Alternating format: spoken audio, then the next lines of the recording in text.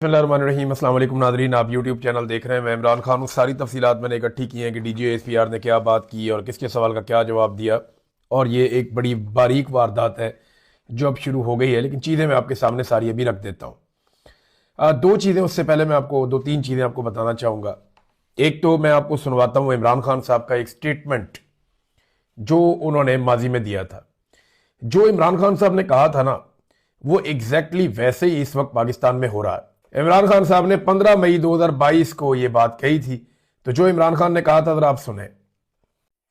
अब ये जाएंगे अमेरिका के पास, अमेरिका के पास जाके कहेंगे कि खुदा के वास्ते हमें बचा लो, नहीं तो इमरान खान वापस आ जाएगा। जब अमेरिकन अगर इनकी मदद करेंगे, कभी भी अमेरिकी मदद नहीं करेंगे जब तक वो इनके गले में जंजीर पूरी तरह टाइट करके नहीं डालेंगे। वो उनको कहेंगे कश्मीर को भूल जाओ, फलस्तीनियों के लिए मुंह ना खोलो, जो मर्जी इसराइल करे फलस्तीनियों से चुप करो। अगर रूस 30% कम पे तेल दे रहा है तो आपने नहीं लेना, क्योंकि आप हमारे गुलाम हैं। अगर आपने 30 लाख टन गंदम आपको जरूरत है, आप रूस से नहीं ले सकते। अगर आपने पाकिस्तान को अगर ईरान से सस्ती गैस मिलेगी, वो कहेंगे हमने आपको इजाजत नहीं दी। देखिए, इमरान खान साहब ने जो जो बातें की ना, वो एग्जैक्टली वैसी साबित हुई है। मुझे हैरत होती है कि ये एक ऐसा सियासी पंडित है इमरान खान कि उसने जो बात कही वो वक्त गुजरने के साथ साबित हुई। मैं कुछ मनाजिर देख रहा था और कुछ मैं ऑडियोज और वीडियो सुन रहा था। मैंने मौलाना फजलुर रहमान को सुना इमरान खान साहब के दौरे हुकूमत में, जब फलस्तीन को तस्लीम करने के हवाले से किसी अमन बोर्ड का हिस्सा भी पाकिस्तान नहीं बना था। उस वक्त पाकिस्तान इसराइल के साथ किसी वर्किंग रिलेशनशिप में भी नहीं आया था। तो एक आधी कोई जाली खबर किसी ने चलवाई तो फजलुर रहमान साहब की गरज चमक ही कुछ और थी। गरज रहे थे, बरस रहे थे। फजलुर रहमान साहब की आवाज में वो जोश खिताबत था कि मैं सुनकर अभी हैरान हो रहा था। लेकिन अभी अगर फजलुर रहमान साहब जब बात करते हैं तो ऐसे लगता है मिर्गी का दौरा पड़ा हुआ है। इतनी लो टून में, इतनी आहिस्ता आहिस्ता, रफ्ता रफ्ता, सोच सोच कर, बिल्कुल ऐसे घिसट घिसट के वो अल्फाज बोलते हैं। क्या वजह है?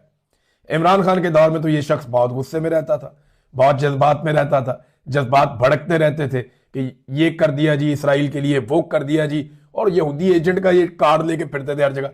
अभी जबान जो है वो मुंह के अंदर बंद है और बोलने की जरूरत भी नहीं है। वजह यह है कि जिन्होंने आज तक फजलुर रहमान साहब को पाला है, जिन्होंने पाल पोस के इतना बड़ा किया है, फजलुर रहमान साहब उनके खिलाफ बेवफाई नहीं कर सकते। फजलुर रहमान साहब एजेंसियों के बहुत वफादार आदमी हैं और वो वैसी हरकत नहीं करेंगे जैसी आजाद सियासतदान कर सकते हैं।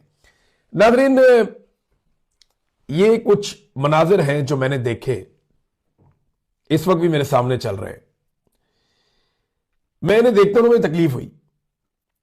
देखिए, पाकिस्तान का दावा गया, पाकिस्तान कहता है जी हम इसलिए गए गजा अमन बोर्ड के अंदर कि हम एक नस्लकुशी को रोकना चाहते हैं। हम ये चाहते हैं कि नस्लकुशी ना हो, जो जुल्म और ज्यादती फलस्तीनियों के ऊपर हो रही है वो बंद हो जाए। ये पाकिस्तान का दावा है ना। लेकिन फील्ड मार्शल और शहबाज शरीफ ने वहां पे जो मुलाकातें की हैं और जो इवेंट के अंदर उनकी शिरकत है, उसमें 1 मिनट के लिए भी उनके चेहरे पे संजीदगी नहीं थी। मुस्कुराहटें, कह कहे, खिलखिलाकर हंसना, खुश होना, यानी उनकी बाछियां खिली हुई थी। आप किसी मर्ग वाली जगह पे जाएं या किसी दुख वाली जगह पे जाएं या किसी तकलीफ वाली जगह पे जाएं, तो क्या आप ऐसे हंसते हैं? आप ऐसे इंजॉय करते हैं? या आपकी ऐसी बॉडी लैंग्वेज होती है? एहसास ही नहीं है। मिसाल के तौर पे झगड़ा हो गया दो ग्रुप्स के बीच में, एक ग्रुप के 70-80 हजार बंदे मर गए। अब वो ग्रुप के लोग सुलह करने के लिए बैठे हैं और जंग बंदी और लड़ाई बंद करने के लिए वहां बैठे हैं, और जिनके बंदे मरे हैं वो खिलखिला के हंस रहे हैं। आप फलस्तीनियों को क्या पैगाम दे रहे हैं? ये दांत वहां पे अंदर रखे जा सकते थे, थोड़ी देर के लिए संजीदगी इख्तियार की जा सकती थी, लेकिन जैसे ही इन्हें कोई छोटा मोटा लीडर मिल जाता है, इनकी बाछियां खिल जाती है, फोटो बन जाएगा, वीडियो बन जाएगी, आगे निकलो अच्छा टिकटॉक बन जाएगा, तो सारे ही टिकटॉक पे लगे हुए हैं। फलस्तीनियों की दिल आजारी की है इन्होंने वहां कह के लगा लगा के, जिस तरह ये लोगों को मिलते रहे, इनकी खुशी छुपाए नहीं छुप रही थी। अब पाकिस्तान और जो इसराइल का रिलेशन है ना, वो कैसा है मैं आपको बिल्कुल सादा कर देता हूं, पाकिस्तान के हर आदमी को समझ आ जाएगा। किसी गांव देहात में या किसी शहर में कोई दो लोगों का नाजायज ताल्लुक बन जाता है ना, तो वो दुनिया को नहीं बताते कि हमारा नाजायज ताल्लुक बन गया है। बल्कि जब कोई उन्हें पूछता है तो वो कहते हैं नहीं नहीं मैं तेनू जानता भी नहीं। बल्कि वो ये कहते हैं जी मेरा तो उससे ताल्लुक ही नहीं है। उन्हें नहीं जी हमारे बीच में कोई नाजायज ताल्लुक नहीं है, आप झूठ बोल रहे हैं। वो दो लोग तो बड़ी कामयाबी से अपना ताल्लुक छुपा रहे होते हैं, लेकिन पूरे गांव को और पूरे शहर को पता होता है कि इनका आपस में नाजायज ताल्लुक है। तो पाकिस्तान ने इसराइल से उस तरह का एक नाजायज ताल्लुक बना लिया। मैं मिसाल थोड़ी सी आपको ऑड लगेगी, अजीब लगेगी, लेकिन वैसा ही है। आप कान को इधर से पकड़े या घुमा के इधर से पकड़े, आप अपने पासपोर्ट पे कुछ भी लिखे, आपका अब इसराइल के साथ एक वर्किंग रिलेशन है और आप इसराइल की तहफ्फुज के लिए काम करने जा रहे हैं, वो आपको करना पड़ेगा। देखे ना, डोनाल्ड ट्रंप की ये खूबी है कि वो झूठ नहीं बोलते नॉर्मली। मैंने डोनाल्ड ट्रंप के जितने स्टेटमेंट सुने, मुझे लगा कि डोनाल्ड ट्रंप के अंदर एक बड़ी खूबियों में खूबी ये है कि वो झूठ बोलते ही नहीं, वो सीधी बात करते हैं मुंह के ऊपर टक करके। ये लो, नुकसान हो जाए बेशक, कई दफा नुकसान हुआ डोनाल्ड ट्रंप को। डोनाल्ड ट्रंप अपनी बात वापस ले लेते हैं और बताकर वापस ले लेते हैं, झूठ नहीं बोलता। तो डोनाल्ड ट्रंप की यह खूबी है और इस खूबी ने डोनाल्ड ट्रंप के पीछे चलने वालों को मुसीबत डाली हुई है। डोनाल्ड ट्रंप अपने मुंह से बार बार कहता है कि मेरा जो गजा अमन बोर्ड है, इसका सबसे बड़ा मकसद हमास का सफाया और हमास को गैर मुसल्ला करना है फौरी तौर पे। नहीं, ये हमें करना पड़ेगा, हमास का खात्मा करेंगे। डोनाल्ड ट्रंप उसका अगला मिशन भी बताते हैं कौन करेगा, कैसे करेगा। तो डोनाल्ड ट्रंप तो क्लैरिटी के साथ आ रहे हैं कि जनाब मेरा ये गजा अमन बोर्ड है, इसके जरिए से मैंने हमास को गैर मुसल्ला करना नहीं होगा, वो सफाया कर दूंगा। और सफाया कौन करेगा, किससे करवाऊंगा, ये भी बता दिया। दूसरी तरफ ताहिर अशरफी और हमनवा या पाकिस्तान की एस्टेब्लिशमेंट के टाउट्स या पाकिस्तान की एस्टेब्लिशमेंट के सोर्सेज या खुद पाकिस्तान की एस्टेब्लिशमेंट, वो लगातार इस बात पे बदलते कि नहीं नहीं डोनाल्ड ट्रंप ऐसा नहीं करेगा। ताड़ा फुप्पी का पुत्र है भाई, डोनाल्ड ट्रंप खुद कह रहे मैं ये काम करूंगा, आप कौन होते हैं ये कहने वाले कि वो नहीं करेगा? वो करेगा और जिससे उसने करवाना है उससे वो करवाएगा।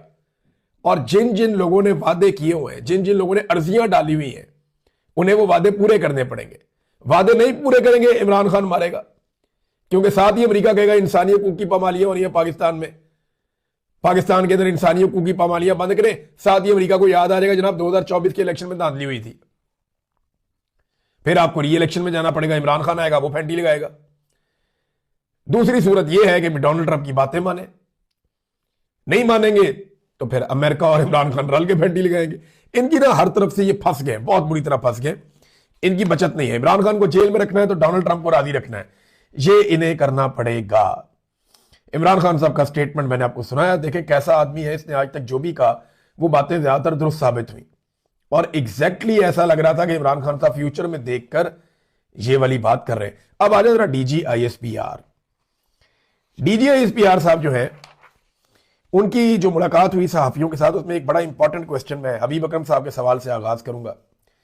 उन्होंने सीधा ही पूछा, उन्होंने कहा जी क्या फौज गजा में जाएगी, इंटरनेशनल स्टेबलाइजेशन फोर्स जो है उसका हिस्सा बनेगी गजा में? तो इस पे डीजी साहब ने कहा जी वहां पे इतने शहीद हो गए, बहुत बुरे हालात हैं। तो उन्होंने कहा जी अमेरिका जो है वो सपोर्ट करता है इसराइल को उस नस्ल कुशी में, तो हम अमेरिका को एंगेज करेंगे। यानी यहां पे ये कहते हैं कि अफगानिस्तान सपोर्ट करता है दहशतगर्दी को, तो यहां अफगानिस्तान को एंगेज नहीं करना, इधर मारो सारों को बम्बों के साथ, ड्रोन्स के साथ, जहाज ले जाओ, मारो सबको, अपने लोगों को भी मारो, उनको भी मारो, इनको भी मारो। यहां फॉर्मूला और है, उधर कहने जी क्योंकि अमेरिका इसराइल को सपोर्ट करता है तो हम अमेरिका को एंगेज करेंगे। देखे ना, दोनों जगह अलग अलग फॉर्मूला लगाया हुआ है। जहां जोर चलता है वहां कुछ और कर रहे हैं, जहां जोर नहीं चलता वहां पे कुछ और कर रहे हैं। अब हमें तो सारी जिंदगी ये बताया जैद हामिद ने, हमीद गुल ने और बहुत सारे, अभी थोड़ा अर्सा पहले मैं एक फौजी की, क्लीन शेप फौजी था, बड़े रैंक का ऑफिसर था, वो खड़ा होकर अंग्रेजी में अहादीस पढ़ के सुना रहा था कि स्याह झंडों वाले उठेंगे, वो ये करेंगे वो करेंगे और हम ही है वो लोग, वो पूरी कहानी फौजी सुना रहा था। थोड़े दिन पहले मैंने आर्मी चीफ को सुना, वो आप अल्लाह की फौज हैं, आप अल्लाह के लिए लड़ाई करते हैं, मैं इनको भी सुन रहा था। हमें तो ये हमेशा बताया गया कि हम इसराइल को 5 मिनट में 10 मिनट में पता नहीं क्या से क्या कर देंगे, वो DGISPR तो बेचारे बन के बैठे हुए, कहते नहीं जी, इसराइल जो कर रहा है वो उसको अमेरिका ही रोक सकता है, हम अमेरिका से ही बात कर सकते हैं, इसराइल को हम नहीं रोक सकते। यानी इसका सादा मतलब तो ये है। अच्छा, उन्होंने ये भी कहा कि अमन बोर्ड में शमूलियत पर आप सियासतदानों और सफारतखानों को क्रेडिट दें। यानी पाकिस्तान की फौज या फौज के तर्जुमान वो इस अमन बोर्ड में पाकिस्तान की शमूलियत पर बहुत खुश हैं, और उन्होंने साफ कहा कि आप सियासतदानों को और सफारतखानों को इस पर क्रेडिट दें। ये जो इंटरनेशनल स्टेबलाइजेशन फोर्स है और ये बोर्ड, ये दो अलग अलग चीजें हैं। फिर उन्होंने एक और बात की, अब ये दावा है पाक फौज के तर्जुमान का, उन्होंने कहा जी हमास को गैर मुसल्लह करना और फलस्तीनियों से लड़ना हमारी रेड लाइन है, हम किसी सूरत ये नहीं होने देंगे, ना करेंगे। अब ये उन्होंने कह दिया ये नहीं होगा कि ना हम कभी हमास को गैर मुसल्लह करने में आएंगे, ना कभी हम फलस्तीनियों के साथ किसी कंफ्लिक्ट में आएंगे, ये हम नहीं करेंगे। ये बात DGISPR ने कही। वैसे तो ये भी कहते हैं कि हमारा सियासत में कोई किरदार नहीं, ये जो भी कहते हैं, पहले ये कहते थे हम यरूशलेम फतह कर लेंगे, कश्मीर आजाद करवा लेंगे, तो इन्होंने बहुत झूठ बोले हुए या बहुत गलत बयानियां की हुई हैं। तो इस बयान के ऊपर हमें पता चल जाएगा कुछ अरसे में DGISPR ने, अगर ये बयान अगर उनका है तो वो एक स्टेटमेंट जारी कर देना DGISPR कि हमारा ये स्टेटमेंट है, हम कभी भी हमास को गैर मुसल्लह नहीं करेंगे, हमास की जो आजादी की जिद्दोजहद है हम उसके साथ खड़े हैं, ये वो कह देना, स्टेटमेंट करके दे, पता लग जाएगा सवेरे ट्रंप जो है वो कान पकड़वा देगा। लेकिन एक कार्रवाई जो की DGISPR ने, जो असल कार्रवाई है, उन्होंने अमन बोर्ड में शमूलियत का फैसला करार दे दिया कि हुकूमत का है। जनाब ये इसमें हमारा कोई काम नहीं है, हुकूमत का फैसला है, और अगर फौज भेजी कभी हमने गाजा में तो ये फैसला भी हुकूमत का होगा। आसमा शरादी साहब ने सवाल किया कि मशरिक़े वस्ता के बाहर से कोई मुल्क आएगा, ट्रंप ये कहता है, और वो हमास का सफाया करेगा या उसे गैर मुसल्लह करेगा, तो पार्लिमान को नजरअंदाज आप लोगों ने किया इस फैसले में, जिससे शकूक व शुबहात पैदा हुए। अगर अमेरिका ने कह दिया तो क्या आप इनकार करेंगे कि आप नहीं भिजवा रहे वहां पे और हमास को गैर मुसल्लह नहीं कर रहे? तो इस पे उन्होंने कहा जी कि ये फैसला तो देखे ना पार्लिमान ने करना है, वहां पे जाने का फैसला हमारा नहीं है, पार्लिमान का होगा, हम हुकूमती फैसले के पाबंद हैं, आर्टिकल 245 के तहत हम किसी की ख्वाहिश पर नहीं चलेंगे, अपना मफाद देखेंगे, फलस्तीन हमारी रेड लाइन है, ये उन्होंने कह दिया।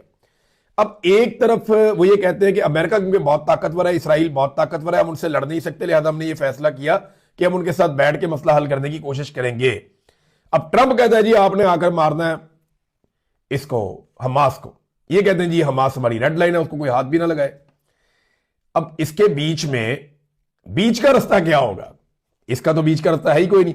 अलीना शिगरी साहिबा ने सवाल किया कि रजा रब्बानी भी कह रहे हैं कि इत्तफाक राय होना चाहिए, काबीना में भी ये मामला नहीं रखा गया, ये अमन बोर्ड वाला, यूके, फ्रांस और चीन भी इसमें नहीं आए। अगर पीस बोर्ड में ये फैसला आ जाए, ये मुस्तफा नवाज खोखर साहब ने भी सवाल किया था कि अगर पीस बोर्ड में ये फैसला आ जाए कि ईरान पर हमला करें तो फिर हम क्या करेंगे? तो रमजान के बाद क्या हमारी फौज जा रही है गाजा में? फिर कहा, उन्होंने कहा जी फैसला देखें हुकूमत ने करना है, हुकूमत फौज भेजेगी या नहीं भेजेगी, हम फलस्तीन के बहन भाइयों के साथ हैं, और इसराइल को सिर्फ एक ही ताकत रोक सकती है, वो अमेरिका है, हम इससे एंगेज कर रहे हैं। ट्रंप के मंसूबे से जब इसने ये मंसूबा बनाया तो कोई नस्ल कुशी में कमी आई है। फिर उन्होंने कहा जी 8 इस्लामी ममालिक भी गए हैं। लेकिन ये 8 इस्लामी ममालिक आपके बाद गए हैं, आपने सबसे पहले यहां से हामी भरी है, उसके बाद वो ममालिक जो बहुत क्रूशल थे वो आपके बाद आए, जो उन्हें तस्लीम करते हैं वो तो पहले ही आ गए थे। और उन्होंने कहा जी हम इसराइल को तस्लीम नहीं करते, वो अपने मफाद के मुताबिक फैसला करेंगे, हम अपने मफाद में फैसला करेंगे। अगर बोर्ड कोई ऐसा फैसला करता है, डोनाल्ड ट्रंप का बोर्ड अगर कोई ऐसा फैसला करता है जो हमारे मफाद में नहीं है, हमारे नजरिए के खिलाफ है, तो इसके बावजूद अब ये DGISPR जिनकी ये औकात नहीं है कि वो ये फैसला करें, लेकिन वो फैसला सुना रहे हैं। वो देखे ना, पहले वो कहते हैं हुकूमत का फैसला है, अब अपना फैसला सुना रहे हैं। वो ये कहते हैं कि अगर इस बोर्ड ने हमारे मफाद या हमारे नजरिए या हमारी सोच के खिलाफ कोई फैसला किया तो हम वहीं बैठकर इनकी मुखालफत करेंगे, बोर्ड से अपने आप को अलग नहीं करेंगे। क्या कहीं कमिटमेंट दी हुई है कि बोर्ड में से आप नहीं निकलेंगे? आप तो कहते हैं ये फैसला हुकूमत का है, तो फिर आपने ये फैसला कैसे सुना दिया? फिर साथ ही कहते हैं अपने सफारतकारों और सियासतदानों की तारीफ करें, हम पर एतमाद करें, शक का इजहार ना करें। एक और सवाल हुआ और उसका इन्होंने जवाब भी दिया। सवाल यह हुआ कि अगर गजा में सियासी हल निकल सकता है तो फिर खैबर पख्तूनख्वा में सियासी हल क्यों नहीं निकल सकता? तो इन्होंने कहा जी नेशनल एक्शन प्लान पर जब तक अमल दरामद नहीं होगा तब तक नहीं हो सकता कुछ। फिर सरफराज बुगटी की इन्होंने बहुत तारीफें की, जहां पे बदतरीन दहशतगर्दी है, जहां पे आप कोयटा से बाहर कदम नहीं रख सकते, बल्कि कोयटा के अंदर भी आप महफूज नहीं है। बलूचिस्तान पूरा का पूरा एक नो गो एरिया बन गया है। तो वहां सरफराज बुगटी की बड़ी तारीफें की और कहा कि डीजल पहले 20 मिलियन लीटर स्मगल होता था, आजकल 7 मिलियन लीटर स्मगल हो रहा है। ये कौन आपको नाप तोल के स्मगल करके दे रहा है सर? यानी स्मगलिंग जो है वो कितनी हो रही है, ये पैमाना भी आपके पास है, आपको पता है कि कितनी स्मगलिंग हो रही है। बॉर्डर से 10 लीटर डीजल नहीं आ सकता, क्योंकि सारे बॉर्डर के ऊपर आपने पूरा इंतजाम बनाया हुआ है, सिक्योरिटी आपकी खड़ी है। 10 लीटर डीजल भी अगर आ रहा है तो आपकी नाकामी है। वो कह रही है 7 मिलियन लीटर डीजल अभी तक आ रहा है, और खैबर पख्तूनख्वा की हुकूमत को बहुत बार बार नाकाम करार दिया, और खैबर पख्तूनख्वा की हुकूमत की बुराइयां करते रहे। हत्ता के तमाम बैनुल अक़वामी अदाद-ओ-शुमार बताते हैं कि खैबर पख्तूनख्वा में करप्शन सबसे कम है, खैबर पख्तूनख्वा की परफॉर्मेंस सबसे बेहतर है। बुरे हालात के बावजूद एजुकेशन और हेल्थ में उन्होंने शानदार काम किया है। दूसरे सूबों से जाकर लोग वहां पे इलाज करवाते हैं। उसके अलावा उसने रेवेन्यू भी सबसे अच्छा इकट्ठा किया, और खसारा भी सबसे कम खैबर पख्तूनख्वा की हुकूमत का है। सारी दुनिया कहती है कि वो अच्छा परफॉर्म कर रहे हैं, लेकिन डीजीआई एसपीआर कहते हैं नहीं नहीं, खैबर पख्तूनख्वा अच्छा परफॉर्म नहीं कर रहा, सरफराज बुगटी अच्छा परफॉर्म कर रहा है। अगर परफॉर्मेंस की जो बुनियाद है या उसका क्राइटेरिया अगर जूते पॉलिश है फिर तो आप कह सकते हैं, लेकिन अगर अवाम की खिदमत है तो सरफराज बुगटी तो कहीं दिखता भी नहीं है। अहमद पीर ने सवाल किया कि जनाब कश्मीरी नौजवान रियासत पाकिस्तान और फौज के खिलाफ है, वो पूछते हैं कि आपने हमारे लिए क्या किया। तो उन्होंने बताया सबसे सस्ता आटा हम कश्मीर में देते हैं, हमने उनके साथ बड़ी मेहरबानियां की हैं, बहुत सारी चीजें उन्होंने गिनवाई। उसके बाद आमिर इलियास राणा साहब को डांट पड़ गई और उनकी सरजनिश हो गई। उन्होंने पूछ लिया कि जनाब यूएई और भारत के ताल्लुकात बढ़ गए हैं, हमारे खिलाफ तो कुछ नहीं हो जाएगा कोई साजिश। तो इस पर उन्होंने कहा जी कि एब्सोल्युटली रबिश, फजूल बात की है, क्या ये बात करने वाली है? अच्छा हुआ यूएई के भारत के साथ ताल्लुकात हो गए, वो करीब हो गए, हमें अपना कोई पैगाम भिजवाना होगा तो हम आसानी से भिजवा देंगे। फिर मंसूर अली खान साहब ने सवाल किया कि तासुर है कि सारा कुछ आप ही करवाते हैं। तो इस पे उन्होंने कहा कि नहीं, सब कुछ हुकूमत कर रही है, हुकूमत ही सारे काम करती है, हुकूमत के सारे फैसले